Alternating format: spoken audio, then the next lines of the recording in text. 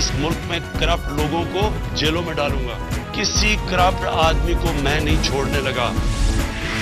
You are selected Prime Minister, तड़कियां देते हैं और धमकियां देते हैं कि हम पूरी ऑपोजिशन को जेलों में मैं भेज दूंगा। You are not a dictator. तुम तो सिर्फ कठपुतली हो, तुम्हारी तोरे तो कोई और हिला रहा है।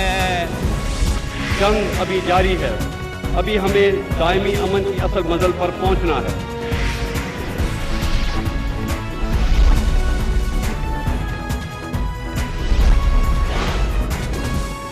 आप देख रहे हैं खबरों, तबसरों और तज्जियात पर मबनी पाकिस्तान का सबसे मोतबर न्यूज शो दुनिया, कामरान खान के साथ। अस्सलाम वालेकुम, मैं हूं मसूद रजा। कामरान खान साहब निजी मसरूफियत की वजह से मौजूद नहीं, लिहाजा प्रोग्राम की मेज़बानी के फ़राइज़ मुझ पर हैं। बलूचिस्तान में एक माह से जारी रहने वाला सियासी बहरान बिलाखिर थम गया। BAP के रहनुमा और साबिक़ स्पीकर बलूचिस्तान असम्बली अब्दुल क़ुद्दूस बिज़ंजो बिला मुकाबला बलूचिस्तान के वज़ीर आला मुंतखब हो गए। जान जमाली स्पीकर बलूचिस्तान असम्बली का ओहदा संभालेंगे। 65 के ऐवान में वज़ीर आला मुंतखब होने के लिए 33 अरकान की हिमायत की ज़रूरत थी। अब्दुल क़ुद्दूस बिज़ंजो को 39 वोट मिले। आज अब्दुल क़ुद्दूस बिज़ंजो ने बलूचिस्तान के 18वें वज़ीर आला की हैसियत से हलफ उठा लिया। गवर्नर बलूचिस्तान सैयद ज़हूर आगा ने उनसे हलफ लिया। जो सद के दिल से हल्फ उठाता हूँ कि मैं खुलूस दिल से पाकिस्तान का हामी और वफादार रहूँगा। इस्लामी जमहूरियत पाकिस्तान के आईन और कानून के मुताबिक और हमेशा पाकिस्तान की खुद मुख्तारी, सालमियत, इस्तेकाम, बहबूद और खुशहाली की खातिर अंजाम दूंगा। ये कि मैं जमहूरियत इस्लामी पाकिस्तान के आईन को बरकरार रखूँगा, इसके तहफ़्फ़ुज़ और दिफा करूँगा। ये कि मैं हर हालत में तमाम लोगों के साथ बिला खौफ और रियायत व इनाद और कानून के मुताबिक इंसाफ करूंगा। अल्लाह ताला मेरी मदद और रहनुमाई फरमाए, आमीन।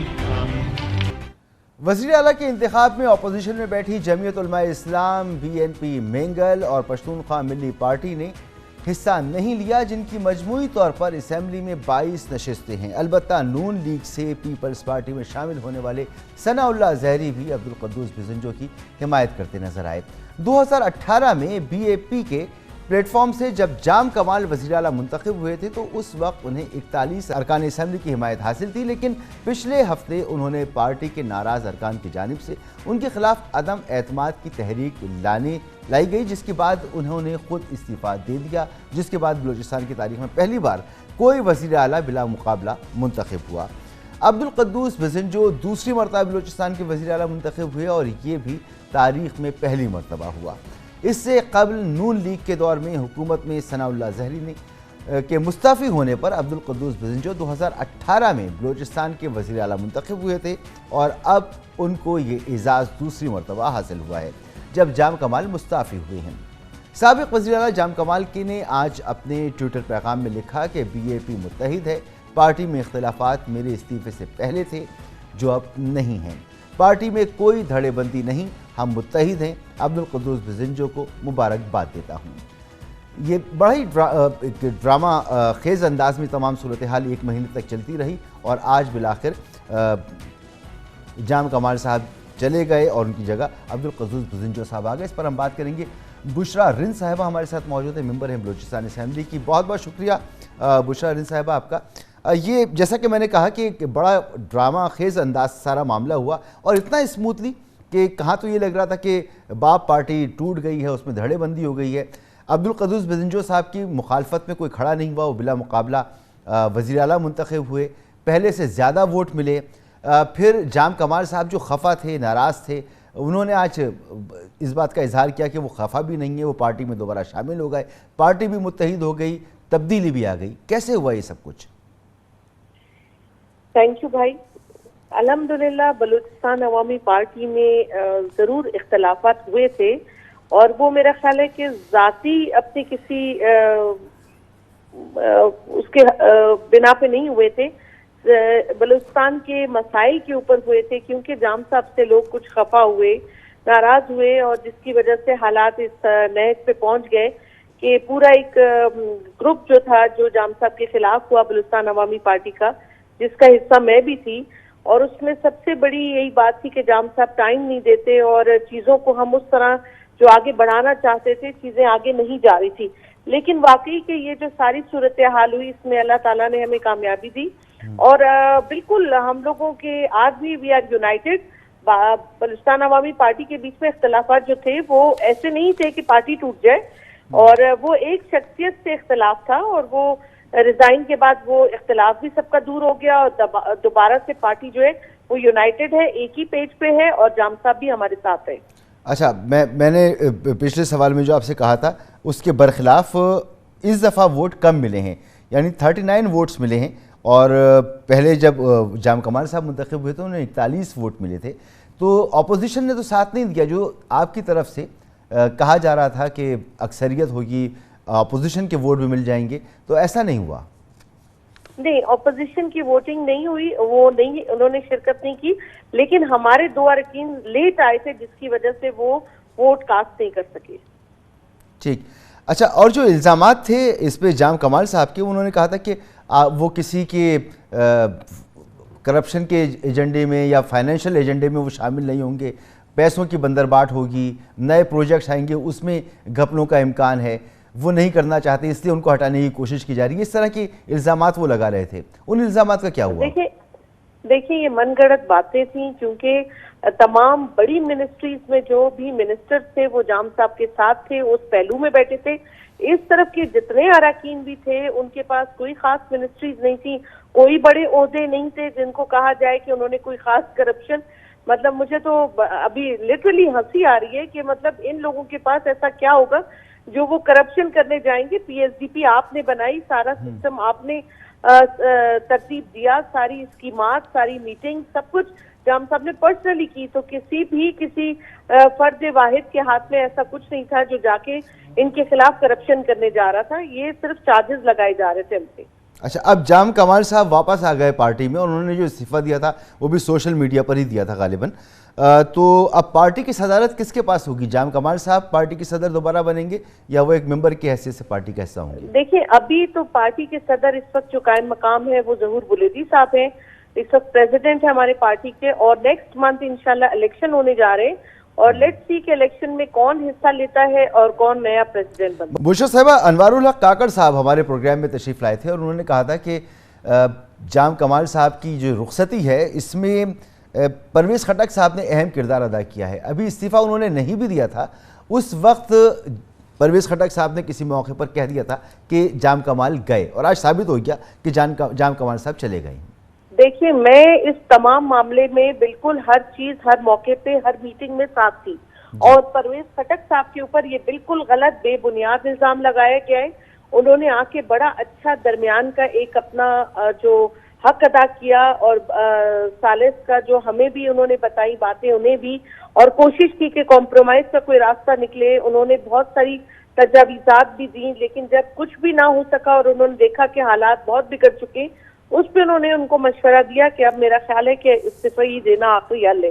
بالکل نہیں, یہ اس طرح کی باتیں کر کے کسی بڑی شخصیت کو جو ہے بدنام نہیں کرنا چاہیے. بہت بہت شکریہ آپ کا بشرا رند صاحبہ, ممبر بلوچستان اسمبلی, باپ کی ممبر تھیں آپ. اور ایک بریک یہاں پر لیں گے, بریک کے بعد بات کریں گے سپریم کورٹ کا نسلہ ٹاور کے بعد تجوری ہائٹس گرانے کا حکم بھی سامنے آ گیا ہے. تجوری ہائٹس کا اسٹرکچر ابھی کھڑا ہو رہا تھا, ابھی پوری بلڈنگ بنی نہیں تھی, لیکن اس کو گرانے کا حکم آ گیا ہے. غیر قانونی جگہ پر یہ بلڈنگ بنی ہوئی تھی, 1 ماہ کی مہلت ہے. رہائشیوں کو 3 ہفتوں کے اندر متبادل جگہ فراہم کرنے کی بھی ہدایت کی گئی ہے, اور ان کے پیسے واپس کرنے کی بھی ہدایت کر دی گئی ہے. بات کرتے ہیں ایک بریک کے بعد. سپریم کورٹ کراچی کو غیر قانونی تجاوزات اور غیر قانونی طور پر تعمیر شدہ عمارتوں سے نجات دلانے کے لیے ایک کے بعد ایک احکامات جاری کر رہی ہے. آج سپریم کورٹ کراچی رجسٹری میں chief justice of Pakistan justice Gulzar Ahmed کی سربراہی میں 3 رکنی بینچ نے گلشن اقبال میں تجوری ہائٹس بھی گرانے کا حکم دے دیا. اسی ہفتے کے آغاز میں اسی بینچ نے شارع فیصل سے متصل 15 منزلہ غیر قانونی عمارت نسلہ ٹاور کو 1 ہفتے میں دھماکے سے گرانے کا حکم صادر کیا تھا. آج کی سماعت میں عدالت عظمیٰ نے کراچی کے علاقے گلشن اقبال میں ریلوے اراضی پر زیر تعمیر تجوری ہائٹس کو 1 ماہ میں مسمار کرنے اور الاٹیز کو 3 ماہ میں معاوضہ ادا کرنے کا حکم دیا. سماعت کے دوران بلڈر کے وکیل رضا ربانی نے عدالت کو بتایا کہ ان کے موکل جگہ خالی کرنے کو تیار ہیں, البتہ الاٹیز سے معاملات حل کرنے اور اسٹرکچر منہدم کرنے کے لیے مہلت چاہیے. عدالت نے بلڈر کو ریکارڈ اور دیگر سامان نکالنے کی اجازت دی اور کمشنر کراچی کو انہدام کی نگرانی کی ہدایت کی۔ چیف جسٹس پاکستان گلزار احمد نے کہا کہ جدید دور ہے، ڈیمولیشن کے لیے ماڈرن ڈیوائسز موجود ہیں۔ گزشتہ روز اسی کیس کی سماعت کے دوران عدالت نے تجوری ہائٹس کی اراضی منتقلی کو بھی غیر قانونی قرار دیا تھا۔ عدالت نے بلڈر کے وکیل کو مخاطب کر کے ریمارکس دیے تھے کہ سرکاری محکموں میں ٹائٹل تبدیل ہوا ہوگا مگر قانون کے تحت نہیں ہوا۔ یہ واضح ہو گیا کہ یہ جائیداد آپ کی نہیں، دستاویزات میں رد و بدل کیا گیا ہے، آپ پیسے دے کر ریونیو سے کچھ بھی کروا سکتے ہیں۔ یہ طے ہو چکا کہ عمارت غیر قانونی ہے، اراضی ریلوے کی ہے یا نہیں، یہ ابھی ہم طے نہیں کر رہے۔ چیف جسٹس نے اپنے ریمارکس میں کہا کہ یہ نہ ختم ہونے والا سلسلہ ہے، اگر ابھی نہیں روکا گیا تو کبھی نہیں رکے گا۔ اس پر ہم بات کریں گے، ہمارے ساتھ مونس احمد موجود ہیں تجوری ہائٹس کے باہر جو یہ اسٹرکچر بن رہا ہے۔ بہت بہت شکریہ آپ کا مونس۔ سپریم کورٹ نے حکم دے دیا ہے کہ یہ جو اسٹرکچر ہے اس کو گرا دیا جائے اور جو الاٹیز ہیں ان کی رقم واپس کی جائے۔ کیا صورتحال ہے اس وقت؟ بلڈرز کا کیا موقف ہے وہاں پر؟ جن لوگوں نے جو الاٹیز تھے وہ کیا کہتے ہیں؟ انتظامیہ کیا کہتی ہے؟ اب دیکھیے، بالکل نسلہ ٹاور کے بعد کراچی میں یہ دوسری عمارت ہے جس پہ سپریم کورٹ کا حکم آیا ہے، اور اس حکم نامے کے بعد ہم نے دیکھا ہے کہ آج صبح سے ہی یہاں پہ مختلف جو الاٹیز سے ان کی آمد کا سلسلہ شروع ہو گیا تھا۔ یہ جو پروجیکٹ ہے زیر تعمیر پروجیکٹ ہے، اور لیکن اس میں ابھی تک ہم نے دیکھا ہے کہ جو گراؤنڈ فلور ہے اور پہلی چھت ہے وہ ہی حصہ اس کا تعمیر ہو سکا ہے۔ تقریباً 2783 گز کا یہ پلاٹ ہے جہاں پہ بلند عمارت بن رہی تھی، اور اس میں 182 فلیٹس تعمیر کیے جانے تھے، 4 اور 5 کمروں کے فلیٹس اس میں تعمیر کیے جانے تھے، اور بہت سارے ایسے لوگ تھے جو اس میں انٹرسٹڈ تھے، جو کہ جنہوں نے بکنگ کرائی ہوئی تھی۔ اسی لیے بہت سارے لوگ صبح سے ہی یہاں پر آئے ہیں، اور یہاں پر جو آفس ہے، مرکزی آفس جو اس عمارت کا بنایا گیا تھا، وہاں پہ لوگوں نے رابطہ کیا ہے۔ جب یہ فیصلہ آیا تو اس وقت جب ہم یہاں پر پہنچے دنیا نیوز کی ٹیم، تو یہاں پر آفس کھلا ہوا تھا، لیکن وہ بات کرنے پر یہاں کے نمائندے رضامند نہیں ہوئے تھے۔ تاہم کیمرے پر آئے بغیر ان کا یہ کہنا تھا کہ جو سپریم کورٹ میں کہا گیا ہے وکیل کی جانب سے، اسی طریقے سے تمام جو یہاں پہ بکنگ کرانے والے لوگ ہیں، جن کو الاٹیز ہیں، ان کو ان کی رقم واپس کی جائیں گی۔ اس کے بعد ہم نے دیکھا ہے کہ یہاں پہ کوئی بہت زیادہ آج ہلچل نظر نہیں آئی ہے، چونکہ سپریم کورٹ کے حکم میں بھی ہم نے یہ دیکھا ہے کہ 1 ماہ کا ٹائم دیا گیا ہے بلڈر کو کہ جتنا بھی حصہ اس کا تعمیر ہو چکا ہے اس کو مسمار کیا جائے۔ تو ابھی آج بہت زیادہ ہلچل نظر نہیں آئی ہے، لیکن یہ ضرور ہے کہ جو لوگ پریشان حال تھے اس فیصلے کے بعد، جو اس میں جنہوں نے پیسہ لگایا تھا، وہ یہاں پر آتے رہے ہیں، اور یہاں پر جو نمائندے ہیں بلڈر کے، ان سے رابطہ کرنے کی کوشش کی اور ان سے سوالات بھی کرتے رہے ہیں۔ دوسری جانب یہ بھی جی مونس، ایک یہ عمارت بھی منہدم کی جائے گی نسلہ ٹاور کے حوالے سے، تو ظاہر سی بات ہے وہ ایک 15 منزلہ عمارت ہے، بڑی عمارت ہے، اس کے لیے سپریم کورٹ نے واضح احکامات دیے کہ آپ اسے کنٹرولڈ ایمونیشن بلاسٹ سے آپ اس کو گرا دیں۔ یہ ابھی زیر تعمیر عمارت ہے، اس کے لیے روایتی طریقے اختیار کرے گی انتظامیہ یا اس کے لیے بھی جدید طریقے، غیر روایتی طریقے استعمال کرے گی؟ اب دیکھیے، یہ جو عمارت ہے ابھی چونکہ صرف اس کا گراؤنڈ فلور بنا تھا، اور اس کے گراؤنڈ فلور کے اوپر ایک چھت ہی جو ہے تعمیر کی گئی تھی، تو لگ نہیں رہا کہ یہاں پہ کوئی بہت زیادہ ایسی ٹیکنالوجی استعمال کی جائے گی، لیکن ہے ایک بڑا پلاٹ ہے، 2783 گز کا یہ پلاٹ ہے، لیکن یہ ہم دیکھ سکتے ہیں کہ مینول طریقے سے بھی اگر یہاں پر مزدور لگیں تو اس کو قابو کیا جا سکتا ہے، اس کو مسمار کیا جا سکتا ہے، لیکن چونکہ 1 ماہ کا ٹائم دیا گیا ہے، اور یہاں پہ بلڈر کی جانب سے یہ بھی بتایا گیا کہ ان کا بہت سارا سامان یہاں پر موجود ہے، جس میں فائلز ہیں، ریکارڈز ہیں، اور اسی طریقے سے جو وہ ضروری سمجھتے ہیں وہ سامان ان کا یہاں پر موجود ہے، اسی لیے انہوں نے مہلت بھی مانگی ہے۔ سپریم کورٹ نے ٹائم دیا ہے، تو اب یقینی طور پہ کچھ دن میں یہ کارروائی ہم سمجھ رہے ہیں کہ شروع کی جا سکتی ہے، لیکن یہاں پہ نہیں لگتا کہ کوئی بہت زیادہ ہیوی مشینری سوائے اس کے کہ جو ڈمپرز اور شابل وغیرہ ہوتے ہیں ان کا استعمال کیا جا سکتا ہے، اور ساتھ ساتھ جو مزدور ہیں وہ یہاں پر مزدور ضرور موجود ہوں گے، اور ان کی مدد سے ریلوے کی زمین تھی، ریلوے کی زمین تھی اور جس پر غیر قانونی طور پر تعمیر کیا گیا، تو جن لوگوں نے کام کیا ریونیو کے لوگ تھے، اس میں ریونیو ڈپارٹمنٹ کے لوگ تھے، انہوں نے گھپلا کیا اس کے اندر، ان کے خلاف حکومت کیا کارروائی کر رہی ہے؟ देखिए ये तो एक वो सवाल है जो कि नस्ला टावर के केस में भी नज़र नहीं आया है अभी तक हल होता हुआ, क्योंकि यही मामला है। इस केस का फ़ैसला आया है और फैसले में फ़ौरी तौर पे इस इमारत को गिराने का हुक्म दिया गया है, लेकिन वही बात कि जो ज़िम्मेदारान हैं उनका तयन अभी फ़ौरी तौर पे नहीं किया जा सका है, और ना ही जो ज़िम्मेदारान हैं जिन्होंने ये हेर फेर की और जिन्होंने इतना बड़ा प्लॉट जो है वो गैर कानूनी तरीके से बिल्डर को अलॉट कर दिया या उनको दे दिया, उनके हवाले से कोई बात अभी सामने नहीं आई है।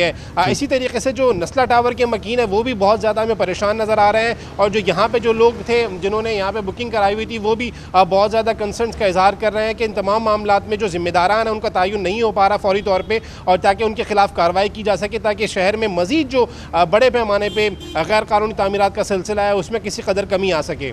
बहुत बहुत शुक्रिया आपका। मोनिस अहमद हमारे साथ मौजूद है, इसी मामले पर मजीद बात करेंगे। हमारे साथ मौजूद हैं वज़ीर बल्दियात सिंध जनाब नासिर हुसैन शाह साहब। शाह साहब बहुत शुक्रिया वक्त देने के लिए। शाह साहब, एक ही हफ्ते में 2 इमारतों के इन्हिदाम का हुक्म आपको मिल गया है, तो सबसे पहले तो ये बताएं कि इन इमारतों को गिराने के लिए आपकी तैयारी क्या है, क्योंकि अब टाइम फ्रेम भी दे दिया अदालत ने।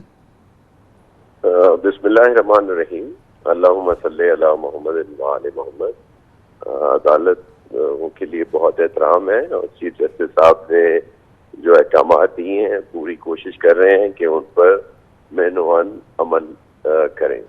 ये जिस तरह इन्हिदाम का कहा गया है और जो मॉडर्न तरीक़ेकार के लिए कहा है डिवाइसेस के लिए कमिश्नर कराची ने एडवर्टाइज कर दिया है, और जिस तरह ही वो सारी चीज़ें आएंगी उन सबको जहन में रखकर, क्योंकि जब इस तरह से इमारतें गिराई जाती हैं तो इर्द गिर्द की जो इमारतें हैं वहाँ भी काफ़ी लोग रहते हैं, इन सब चीज़ों को नज़र में रखकर और जो अदालती अहकामात हैं उन पर अमल कराया जाएगा। ठीक, तो शाह साहब कोई टाइम फ्रेम है? अदालत ने तो टाइम फ्रेम दिया है, आपकी क्या असेसमेंट है, कितने अरसे में ये काम कर लेंगे?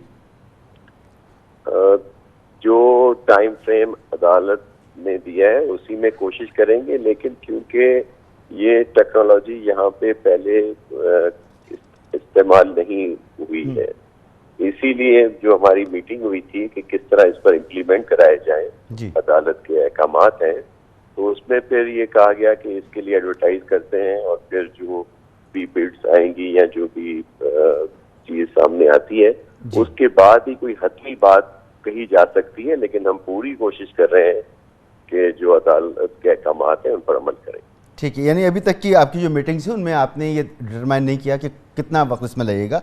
आज अदालत ने अपने रिमार्क्स में कहा कि ये ना ख़त्म होने वाला सिलसिला है, अगर अभी नहीं रोका गया तो कभी नहीं रोका जा सकेगा। शाह साहब, क्या वजह है कि कराची में ही इन 2 बड़ी इमारतों का हुक्म दिया जा चुका है और ऐसे मामलात कराची में ही होते हैं, क्या वजह है इसकी? देखें, ऐसा नहीं है कि ये कोई सिर्फ कराची में होते हैं, जहाँ भी होते हैं अगर इस तरह की कहीं पे गैर कानूनी तामीरात होती हैं या दीगर इस तरह के इशूज़ हैं तो नहीं होने चाहिए, लेकिन ये सिर्फ कराची का इशू नहीं है। दूसरी बात ये है कि बहुत सारी ये इमारतें जो हैं जो बन गई हैं उनमें सबसे बड़ा इशू यही आता है कि जब भी कोई उन पर एक्शन होने को जाता है, अगर हुकूमत चाहती है, इंतज़ामिया चाहती है, तो लोअर कोर्ट से जाते हैं। इस दफ़ा जिस तरह चीफ जस्टिस साहिबान दोनों जो सिंध हाई कोर्ट के हैं और चीफ जस्टिस साहब सुप्रीम कोर्ट के, उनकी वजह से जिस तरह के उन्होंने अहकामात दिए हैं तो लोअर कोर्ट्स अब स्टे नहीं दे रहे। इस वजह से हमें काफ़ी सपोर्ट मिल रही है और आपने देखा होगा कि कुछ अरसे से बहुत ज़्यादा एक्शन हो रहे हैं, डेमोलिशंस हो रही हैं, और उसकी वजह भी ये है कि वो स्टे नहीं होते या कोर्ट्स ने वो स्टे ख़त्म कर दिए हैं।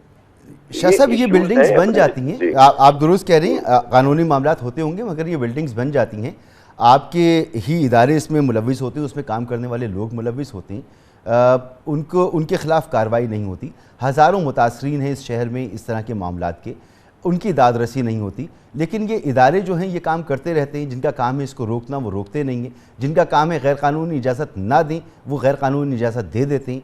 तो ये अपने अंदर आपकी हुकूमत के जो इदारे हैं उनमें तथहीर और ऐसे लोगों की को गिरफ्त में लाने के लिए आप क्या कर रही हैं?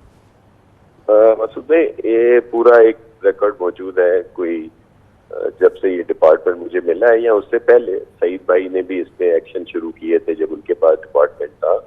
ہم نے کوئی 30-35 کے قریب جو بلیک شیپس کہہ لیں ڈپارٹمنٹ کے, ان کے خلاف سخت کارروائی کی ہے, جن میں کچھ لوگوں کو نوکریوں سے نکالا بھی ہے اور بھی ان کے اوپر ایکشن ہوئے ہیں. پھر یہ جو موجودہ ابھی اگر آپ دیکھیں جو میڈیا پہ بھی ہے, آن ریکارڈ بھی ہے, اب تو ہم FIR بھی کرا رہے ہیں اس علاقے کے جو انچارج ہیں ان پر بھی, اور پھر وہ بلڈرز پر بھی جو اس طرح کی غیر قانونی تعمیرات کرا رہے ہیں اور جو بھی اس میں انوالو ہیں. کیونکہ اصل ایشو بعد میں آتا ہے کہ سادہ جو لوگ ہیں وہ اپنی جمع پونجی اس میں لگا دیتے ہیں اور پھر ان کو ہی سفر کرنا پڑتا ہے. تو آپ بالکل صحیح کہہ رہے ہیں, بہت سے لوگ ہیں اداروں کے بھی جو اس میں ملوث ہیں, ان پر ایکشن ہوئے بھی ہیں اور یہ ایک سلسلہ جاری بھی ہے اور ہم پوری کوشش کر رہے ہیں. لیکن وہی جو میں نے آپ کو عرض کیا کہ اگر آپ یہ بہت ساری اس طرح کی بڑی بلڈنگز جو بنی ہوئی ہیں, اگر ان کو آپ ان کی پوری تحقیقات کریں گے, دیکھیں گے, تو کئی بلڈنگ صرف اس وجہ سے بن گئی کہ اسٹے آ گئے تھے, اور وہ بھی ہائی کورٹ کے اسٹے تھے, دیگر کورٹس کے اسٹے تھے, جن کی وجہ سے ان کو کوئی ایکشن نہیں کیا جا سکا. وہ بلڈنگز بن بھی گئیں اور ان میں لوگ بھی رہنے شروع ہو گئے. اس طرح کی بہت ساری مثالیں ہیں. شاہ صاحب, قانونی معاملات جو بھی ہوں, بہرحال حکومت اسی طرح پرفارم کرتی ہے کہ غیر قانونی کام نہ ہونے دے. عدالت کے لیے بھی, عدالت کے دروازے حکومتوں کے لیے بھی کھلے ہوتے ہیں.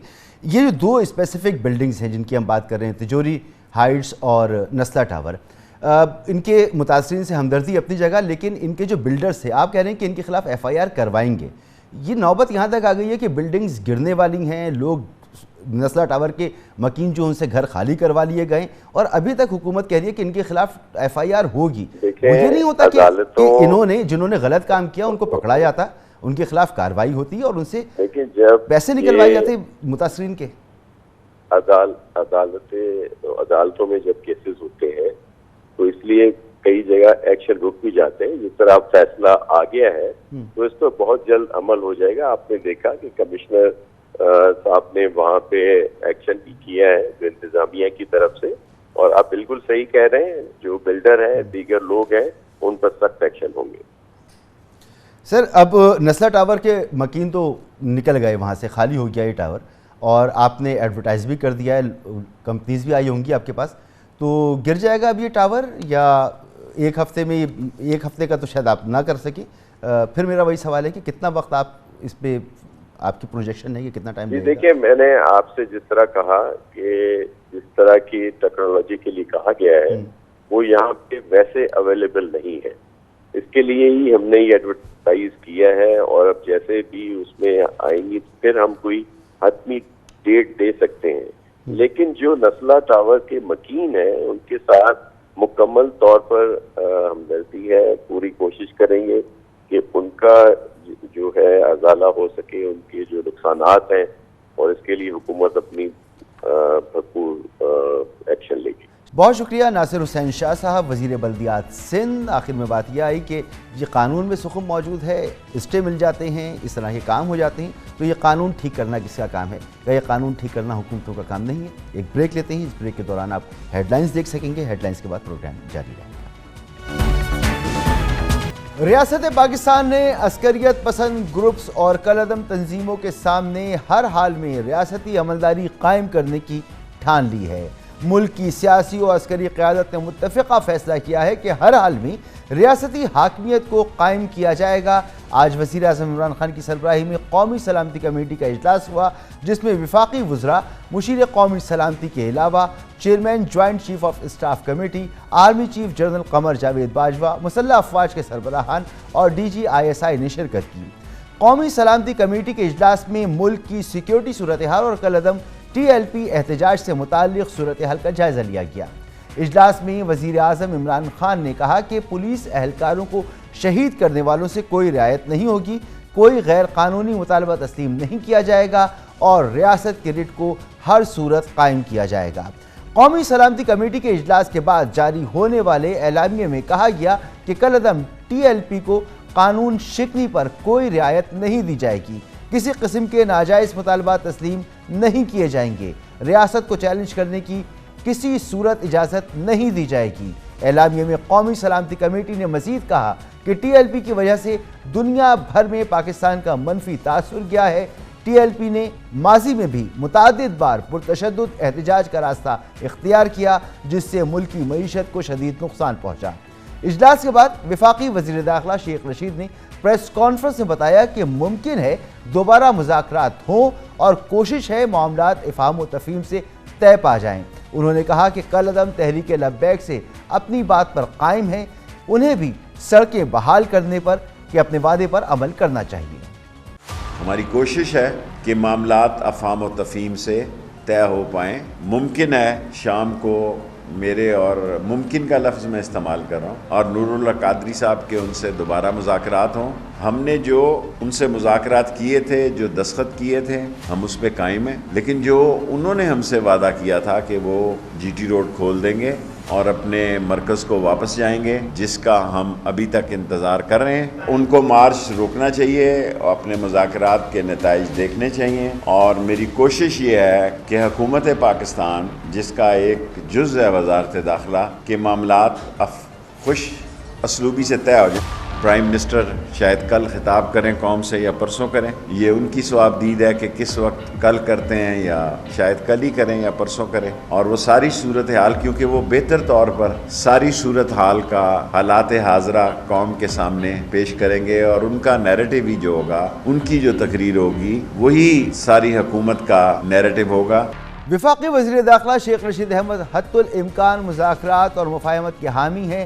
ان کا اصرار ہے کہ بات چیت کے دروازے کھلے رکھے جائیں۔ البتہ کل وزیر اطلاعات و نشریات فواد چودھری دو ٹوک انداز میں کہہ چکے ہیں کہ مذاکرات کی پہلی شرط یہ تھی کہ پہلے سڑکیں خالی کریں۔ جب تک سڑکیں خالی نہیں ہوتی مذاکرات نہیں ہو سکتے۔ انہوں نے کہا کہ زیر حراست افراد کی رہائی اور کیسز کا خاتمہ عدالتی معاملہ ہے۔ مذاکرات کی شرط جو تھی وہ یہی تھی کہ پہلے سڑکیں خالی کریں گے اور واپس جائیں گے، لیکن حسب معمول انہوں نے جو بھی وعدہ کیا وہ اسے واپس کر گئے اور انہوں نے سڑکیں بلاک کر دیں۔ اس کے بعد کوئی مذاکرات وغیرہ نہیں ہو سکتے، اور اب بھی ہم نے بڑے واضح طور پہ یہ بات کہی ہے۔ وہ کہہ رہے ہیں کہ جی سعد رضوی کو رہا کریں، ان کے خلاف 98 کیسز ہیں، 6 پولیس والے شہید ہوئے ہیں، 700 سے زیادہ زخمی ہوئے ہیں۔ تو یہ نہیں، اس طرح سے ہم رہا نہیں کر سکتے، وہ جوڈیشل پروسیس ہے، وہی پروسیس لینا پڑے گا۔ مذاکرات آئین اور قانون کے تابع ہوتے ہیں، ہم اس سے اوپر تو نہیں جا سکتے۔ اور یہ جو اس وقت ہو رہا ہے کہ آپ نے پرانی سڑکیں بھی بند کر دیں، وہ فلانے وہاں پہ پہنچ گئے، تو کیا مذاکرات ہوں گے ان سے؟ خیال رہے کہ ابھی تک علماء اکرام کالعدم ٹی ایل پی کے ساتھ حکومتی مذاکرات کا حصہ نہیں ہیں۔ خبریں ہیں کہ وزیر اعظم عمران خان کل علماء اکرام سے بھی ملاقات کریں گے اور ان کے سامنے ملک کی موجودہ صورتحال رکھیں گے۔ آج وزیر اطلاعات فواد چودھری نے کہا کہ یہ فتنے لوگوں کو مذہبی طور پر تقسیم کرنے کے لیے ہیں۔ علماء اکرام حق بات کہنے کے لیے اپنا کردار ادا کریں گے۔ ہم نے بہت ریسٹرین کا مظاہرہ کیا، لیکن ریاست کے ذمے یہ 22 کروڑ لوگوں کا ملک، ہم دنیا کا 5واں بڑا ملک ہے، ہم ایک ایٹمی طاقت ہے۔ آپ ایک جتھا لے کے آپ سمجھیں کہ آپ ہمیں مذاق بنا دیں گے، پاکستان کی ریاست کو کمزور نہ سمجھیں۔ ہم نے بڑی بڑی ٹیررسٹ آرگنائزیشنز کو شکست دی ہے، یہ جتھے وغیرہ ریاست کے آگے نہیں کھڑے ہو سکتے، اور نہ ہی ہم یہ برداشت کریں گے کہ آپ ایک حد سے آگے جائیں۔ اگر آپ یہ کہیں گے کہ آپ ڈنڈے لے کے، سوٹے لے کے، لوگوں کی املاک کو آگ لگا کے، پولیس والوں کو شہید کر کے، ان کو زخمی کر کے آپ ریاست سے اپنی باتیں منوا سکیں گے، یہ نہیں ہوگا۔ ہم آخری حد تک جائیں گے اگر آپ اس طرح سے بات کریں گے۔ ایک تو میں اپنے جو علماء کرام ہیں ان سے میں کہنا چاہتا ہوں، رات کو آپ ہم سب کو فون کرتے ہیں کہ یہ لوگ بڑی زیادتی کر رہے ہیں اور یہ بڑا برا ہو رہا ہے، اور جب میڈیا کی باری آتی ہے تو آپ لوگ وہاں پہ بات نہیں کر رہے۔ اس سے بڑی ڈس سروس کیا ہوگی پاکستان کی کہ اگر ہمارے علماء جو ہیں وہ حق بات کہنے سے ڈرنا شروع کر دیں۔ اس تمام صورتحال پہ بات کریں گے۔ ہمارے ساتھ موجود ہیں وزیر اعظم کے مشیر برائے قومی سلامتی جناب موحد یوسف صاحب۔ بہت بہت شکریہ موحد یوسف صاحب وقت دینے کے لیے۔ آج قومی سلامتی کا اجلاس ہوا، کالعدم ٹی ایل پی سے ایک بار پھر مذاکرات کا فیصلہ بھی کیا گیا ہے۔ یہ بھی کہا گیا ہے کہ صرف آئین و قانون کے دائرے میں رہتے ہوئے ہی بات چیت کی جائے گی، مذاکرات کی جائیں گے۔ اب اس کا مطلب ہم یہ سمجھیں کہ فراز کے سفیر کی ملک بدری کا جو معاملہ ہے، جو مطالبہ ہے، یہ بھی نہیں مانا جائے گا، اور سعد رضوی صاحب کی جو رہائی ہے اس پر بھی شاید بات نہیں ہو سکتی۔ اس کے علاوہ جو دیگر معاملات ہیں اس پر مذاکرات ہو سکتے ہیں۔ دیکھیے جی، پہلے تو یہ بات سمجھ لیں کہ آج جو قومی سلامتی کمیٹی کا اجلاس تھا ادھر بات ہو کیا رہی ہے. جو یونینیمس ڈیسیجن ہے وہ یہ ہے کہ ریاست کی رٹ چیلنج اگر ہوگی تو ریاست حرکت میں آئے گی. ریاست نے دفاع کرنا ہے پاکستان کے 22 کروڑ عوام کا. ایسا نہیں ہو سکتا، دنیا میں کہیں نہیں ہوتا کہ حکومت جو ہے وہ بیٹھ جائے، باقی تمام اپنے جتنے سٹیزنز ہیں ان کو بھول جائے اور انٹیمیڈیٹ ہو کے دباؤ میں آ کے اور کوئی اپنی کمزوری کا مظاہرہ کرے. تو پہلے تو ریٹ آف دا اسٹیٹ کی بات واضح ہونی چاہیے. کیا کبھی ریاست نے کہا کہ ہم بات چیت نہیں کریں گے؟ کبھی بھی نہیں کہا. یہ تو 7ویں دفعہ آئے ہیں 2017 سے، ہر چوتھے مہینے تو یہ ہو رہا ہے. اور اس دفعہ بھی مذاکرات کی بات ہوئی. آج بھی اعلامیہ میں بالکل واضح طور پہ اعلامیہ میں لکھا ہوا ہے کہ بات چیت، لیکن پاکستان کے آئین اور جو رولز اینڈ ریگولیشنز اور قانون ہے اس کے دائرے کے اندر رہتے ہوئے حکومت کے پاس یہ اختیار نہیں ہے کہ وہ جنہوں نے کوئی قتل کیا ہو، جنہوں نے کوئی کرائم پرفارم کیا ہے، ابھی جس طرح یہ آپ دیکھ رہے ہیں گاڑیاں ٹوٹ رہی ہیں، جو پولیس پاکستان کی پنجاب پولیس کے جو اہلکار شہید ہوئے، کیا ان کے ماں باپ بیوی بچے بھائی بہن نہیں ہیں؟ وہ نہیں ہیں پاکستانی. آپ مجھے صرف اتنا بتا دیں کہ ریاست کیا کرے؟ بس کہے جی کہ ہمارے جو اہلکار ہے اس کو کوئی پوچھنے والا نہیں. تو بڑے واضح طور پہ یہ وزیر اعظم صاحب نے بھی کہا ہے کہ ہم اپنی لا انفورسمنٹ کے پیچھے بھی کھڑے ہیں. جو جانیں ضائع ہوئی ہیں، جو شہادتیں ہوئی ہیں، پولیس نے تو اتنا ریسٹرینٹ شو کیا ہے، ان کے ساتھی گرے ہیں، اتنی زیادہ وہاں پہ انجریز ہوئی ہیں، پھر بھی کیونکہ حکومت کی انسٹرکشن تھی انہوں نے ریسٹرینٹ شو کیا ہے، لیکن سیلف ڈیفنس ان کا حق ہے. سو دیکھیے بات یہ، ریاست تو ابھی بھی کہہ رہی ہے کہ بات چیت کے ذریعے یہ معاملہ حل کریں، کسی قسم کا نقصان نہیں ہونا چاہیے کیونکہ نقصان تو پاکستان کا ہی ہو رہا ہے. اور میں یہ بھی آپ کو بتا دوں کہ یہ جو بات ہو رہی ہے اسلام کے بارے میں، بات ہو رہی ہے مذہب کے بارے میں، یہ جن کو مار رہے ہیں وہ بھی مذہب ان کا بھی اسلام ہے، وہ بھی مسلمان ہیں، وہ بھی عاشق رسول ہیں. تو کوئی خوف خدا کریں، اپنے ہی ملک میں انتشار پھیل رہا ہے. یہ ایک اور طریقے ہونے چاہیے اپنی سیاست کو چمکانے کے. اس وقت معاملہ یہ ہے کہ ریاست نے تو جتنا صبر شو کرنا تھا کر دیا ہے، ابھی بھی ہم یہی کہہ رہے ہیں. لیکن اگر ریٹ آف دا اسٹیٹ اب چیلنج ہوگی اور قانون کے دائرے سے باہر جائیں گے، تو آج نیشنل سیکیورٹی کمیٹی کا فیصلہ میں آپ کے سامنے رکھ رہا ہوں، وہ یہی ہے کہ ریاست جو ہے اس نے اپنے آپ کو ڈیفینڈ کرنا ہے اور اپنے آپ سے زیادہ ان 22 کروڑ عوام کو جن کا اوتھ لیا ہوا ہے حکومت نے کہ ان کو وہ پروٹیکٹ کریں گے. ٹھیک، ابھی بھی وزیر داخلہ کی جو گفتگو ہے اس سے معلوم یہ ہو رہا ہے کہ مذاکرات کی کوشش کی جائے گی اور کل وزیر اعظم علماء اکرام سے بھی بات چیت کریں گے. تو ابھی بات چیت کا مرحلہ جاری ہے. 2 بنیادی مطالبات ہیں، ایک فرانس کا معاملہ ہے، ایک ان کے رہنما سعد رضوی صاحب کی رہائی کا معاملہ ہے. ان دونوں پر ریسٹرینٹ شو نہیں کیا جائے گا حکومت کی جانب سے، ریاست کی جانب سے. ان دونوں معاملات پر بات کیے بغیر اگر مذاکرات ہوتے ہیں تو آپ کو لگتا ہے کہ یہ کامیاب ہو سکیں گے؟ دیکھیں جی، میری دعائیں ہر پاکستانی کی دعا ہونی چاہیے کہ کسی قسم کا کوئی نقصان نہ ہو، نہ پبلک پراپرٹی کو ہو، نہ پرائیویٹ پراپرٹی کو ہو، نہ کسی شخص کو ہو. ہم سب بات پاکستان کی بات کر رہے ہیں، تو بات چیت کے ذریعے ہی بہتر طریقہ ہوتا ہے معاملہ حل کرنے کا. لیکن میں آپ کو دوبارہ کہہ رہا ہوں کہ اگر کوئی ایسی ڈیمانڈ ہے جو ریاست نہیں فلفل کر سکتی یا ہمارے اختیار میں نہیں ہے یا پاکستان کے حق میں نہیں ہے، تو اس کا کیا کیا جا سکتا ہے؟ اس پہ تو ایک ایز ایڈلٹس گفتگو کر کے اور یہی سمجھایا جا سکتا ہے کہ جو چیز جو جائز ہے اس پہ بالکل بات ہوگی، جو ناجائز ہے اس پہ بات نہیں ہو سکتی. یہ جن کا نقصان ہو رہا ہے، جن کے پراپرٹی ڈیمیج ہو رہی ہے، جو میں نے آپ کو بتایا شہادتیں ہو رہی ہیں، ان کو کیا کہیں؟ یہ پاکستانی نہیں ہیں، یہ مسلمان نہیں ہیں، یہ عاشق رسول نہیں ہیں. میں تو 5 وقت، اللہ کا بڑا کرم ہے، میں اپنے آپ کو پریکٹسنگ مسلم ہوں، 5 وقت نماز پڑھتا ہوں، روزہ حج زکوٰۃ. کیا کروں میں اپنے آپ کو؟ کیا کہوں آپ کو؟ آپ بہتر ہیں، میں نہیں ہوں. دیکھیے بات سادہ سی ہے، اگر آپ کا کوئی سیاسی آبجیکٹو ہے تو سیاست کریں. اگر کوئی آپ کو یہ بات ہے کہ مذہب اگر ناموس رسالت کی بات ہے تو مجھے ذرا یہ بتا دیں کہ کسی نے پاکستان کی تاریخ میں اس سے زیادہ انٹرنیشنل سٹیج پہ اس چیز کو اٹھایا ہے؟ پاکستان نے تو اس وزیر اعظم نے کوئی فورم نہیں چھوڑا، بلکہ تنقید ہوتی انٹرنیشنلی کہ جی آپ یہی بات کرتے رہتے ہیں، اسلاموفوبیا، ناموس رسالت. تو اس سے زیادہ کیا ایک ریاست کر سکتی ہے؟ ہم کرتے رہیں گے، لیکن یہ انٹلیکچولی بات کرنے والی ہے، یہ دنیا کو باور کرانا ہے ہم نے قوانین کے ذریعے. اپنے ملک میں چیزیں توڑ کے دوسرے کا کیا نقصان ہو رہا ہے؟ نقصان تو اپنا ہو رہا ہے. مطلب پاکستانی عام پاکستانی کا اکنامک لاس ہے، پراپرٹی لاس ہے، تو اپنا ہی نقصان کر کے اپنے آپ کو ہی مار کے ہم دنیا کو تو ناراض نہیں کر رہے، صرف اپنے آپ کو نقصان پہنچا رہے ہیں.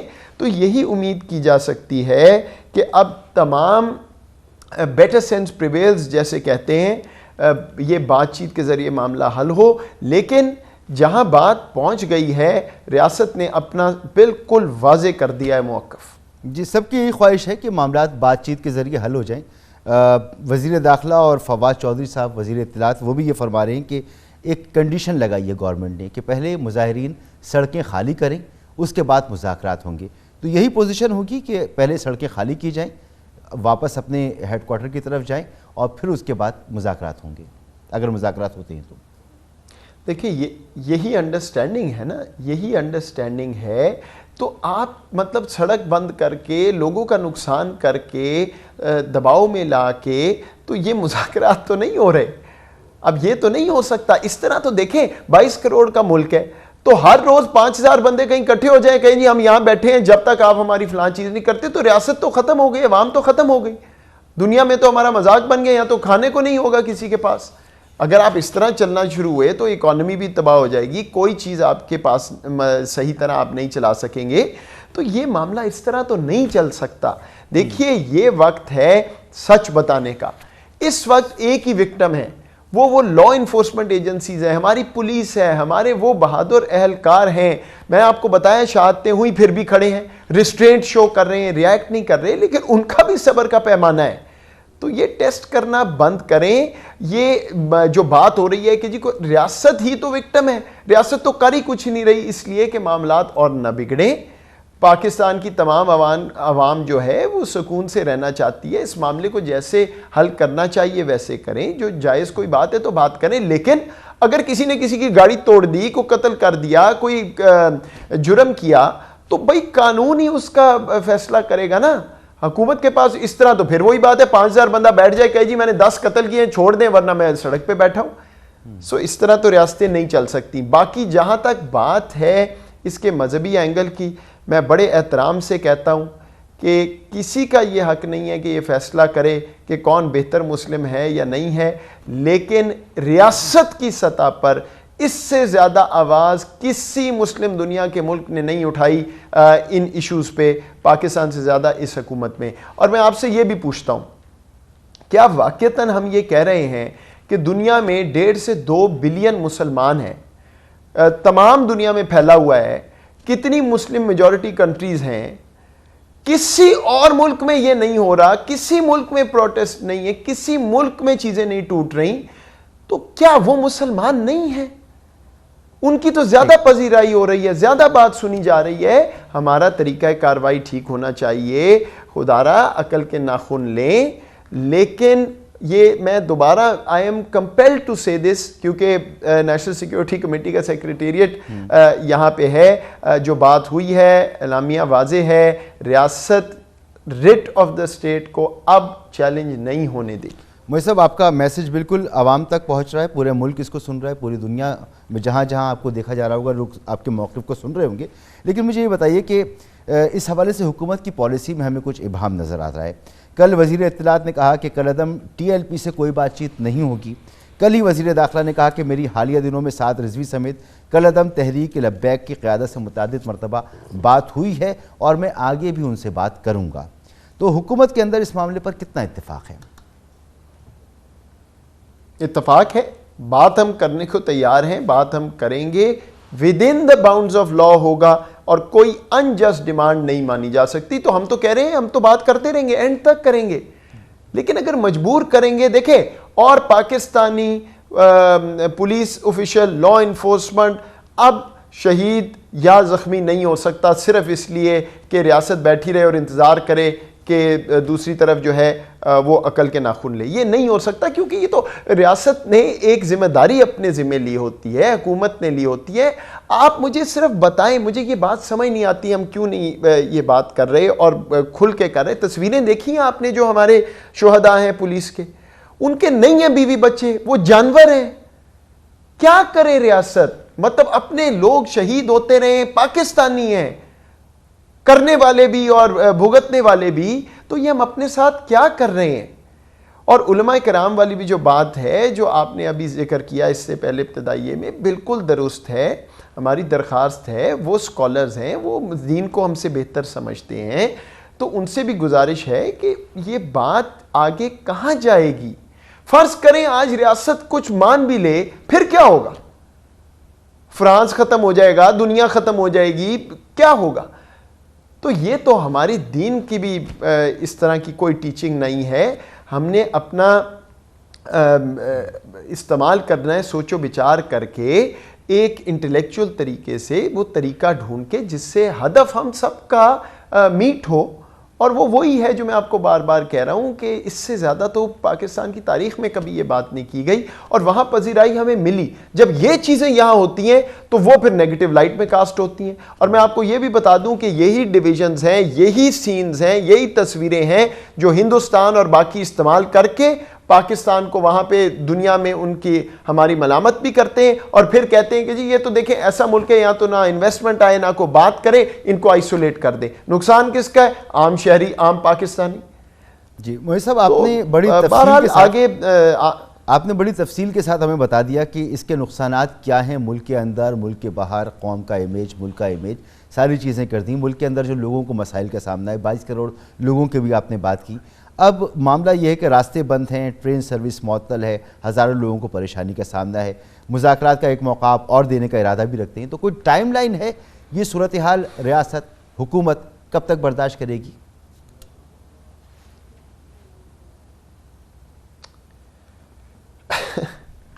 برداشت تو جی اب دیکھیں، one state official is one to many. میں پھر وہی بات کرتا ہوں، یہ ایک رسپانسبلٹی ہے ریاست کی اور حکومت کی، یہ چوائس نہیں ہے. تو وہ وقت تو گزر گیا. ابھی پھر بھی کہہ رہے ہیں کہ ڈونٹ ڈو مور ڈیمیج، اس کو پراپرلی حل کرنے کی ضرورت ہے. جو جسٹ بات ہے وہ کریں، جو نہیں ہے اس پہ امید نہ رکھیں. لیکن جو انڈرسٹینڈنگ ہے، سڑکیں خالی کریں، جو پریشانی میں ڈالا ہوا ہے عوام کو ختم کریں، اور پھر جس طرح بات ہونی چاہیے آگے رستہ جو نکلے گا وہ نکالیں گے. لیکن نہیں ہونی سڑکیں، پتہ نہیں جی. میں تو آپ کو بار بار ایک ہی چیز کہوں گا، آپ نے پتہ نہیں وہ تصویریں دیکھی ہیں کہ نہیں. اگر کسی بھی پاکستانی کا دل وہ دیکھ کے I can't say anything more on this. I'm sorry. ٹھیک سر، میں نے ذکر بھی کیا اور یہ اطلاعات ہیں کہ وزیر اعظم علماء اکرام سے کل مشاورت کریں گے اور اس کے بعد قوم سے بھی خطاب کریں گے. درست بات ہے یہ میرے علم میں نہیں ہے جی. علماء والی ابھی میٹنگ قوم سے خطاب کا وہ ارادہ رکھتے ہیں. انشاءاللہ کب کریں گے یہ ابھی اس کا وقت کا تعین ہوگا. اللہ کرے موہد صاحب کہ جو بھی فیصلے آپ لوگ کریں وہ ملک و قوم کی بہتری کے لیے ہوں اور یقیناً طور پر ملک و قوم کی بہتری کے لیے ہوں گے. اللہ تعالیٰ ہمت دے آپ کو. بہت شکریہ وقت دینے کے لیے. گفتگو آپ نے سنی. یہاں پر ایک بریک لیں گے اور بریک کے بعد بات کریں گے. انرجی سیکٹر سنگین بحران سے دوچار ہے. مالی استحکام کے روڈ میپ سے IMF کی تسلی بھی نہیں ہو پا رہی اور PTI دور حکومت نے گردشی قرضے جو ہیں وہ کئی گنا بڑھ چکے ہیں. بات کرتے ہیں ایک بریک کے بعد. پاکستان کا انرجی سیکٹر سنگین مالی بحران سے دوچار ہے. آج کابینہ کی توانائی کمیٹی میں پاور ڈویژن کی جانب سے بتایا گیا کہ گیس اور بجلی کے شعبے کے گردشی قرضے ستمبر 2021 تک 2379 ارب روپے تک پہنچ چکے ہیں. صرف پچھلے مہینے ستمبر میں گردشی قرضوں میں 85 ارب روپے کا اضافہ ہوا.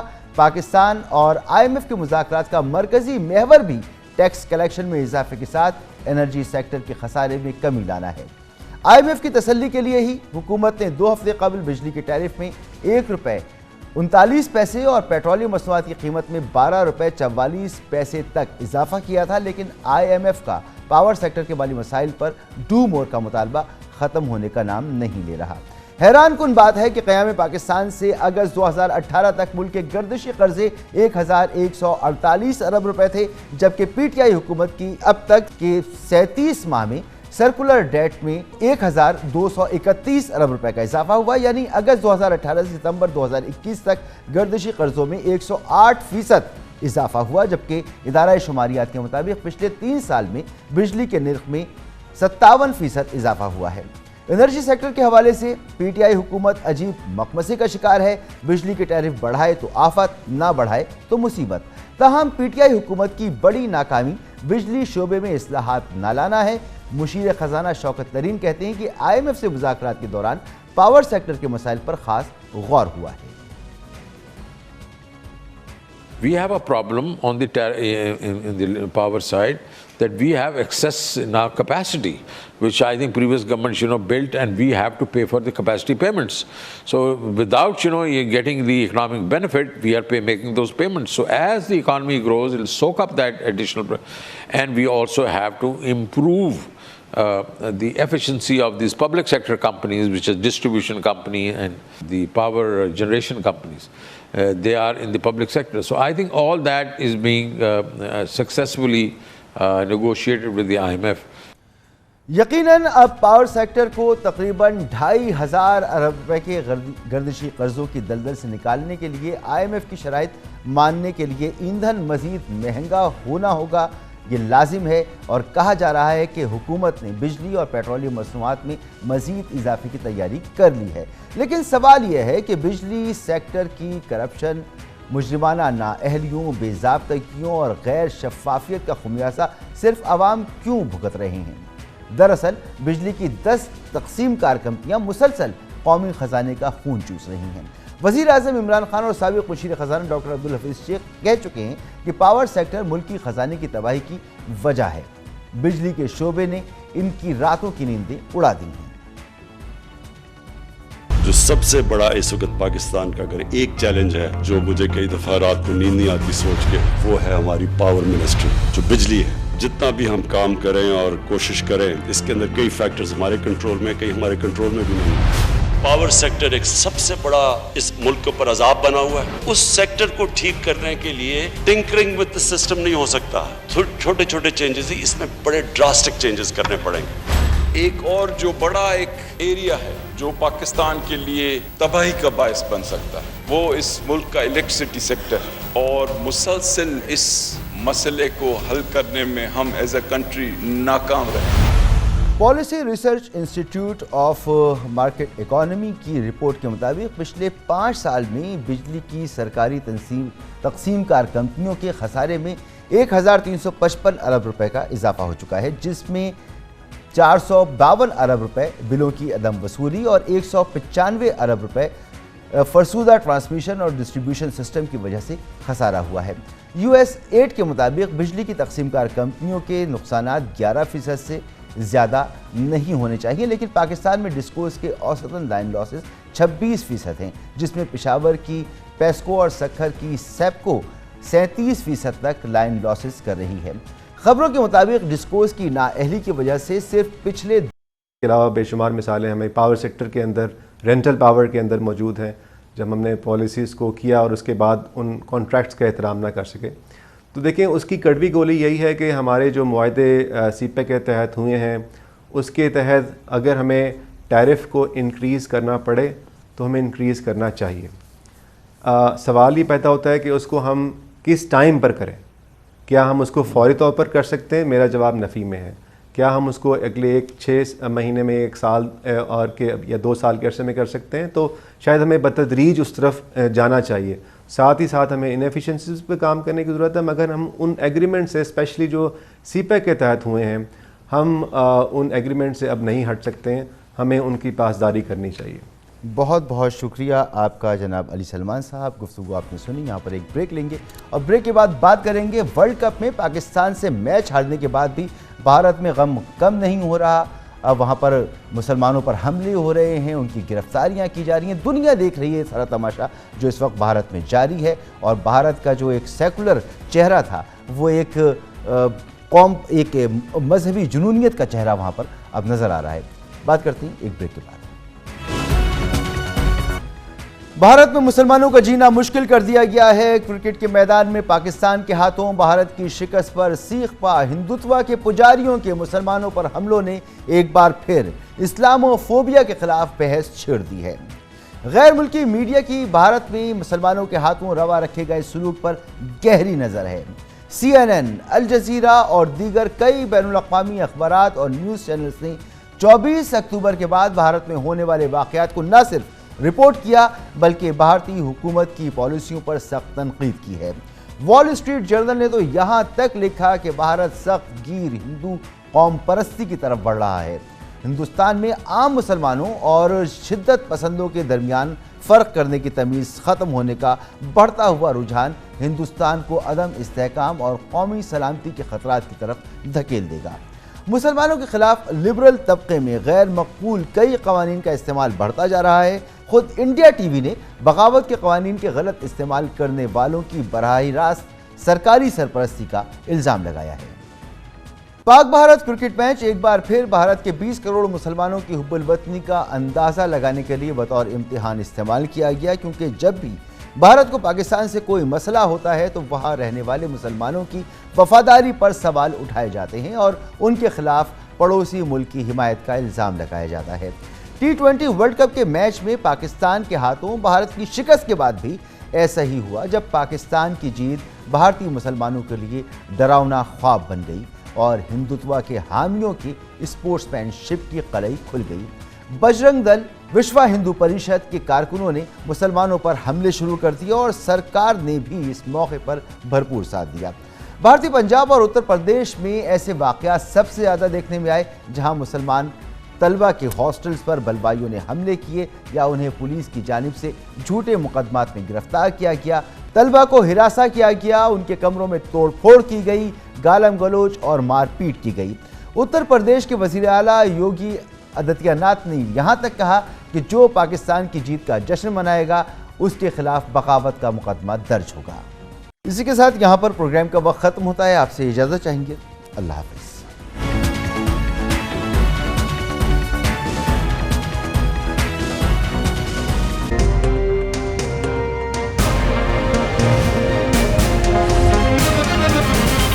दुनिया खबर की दुनिया।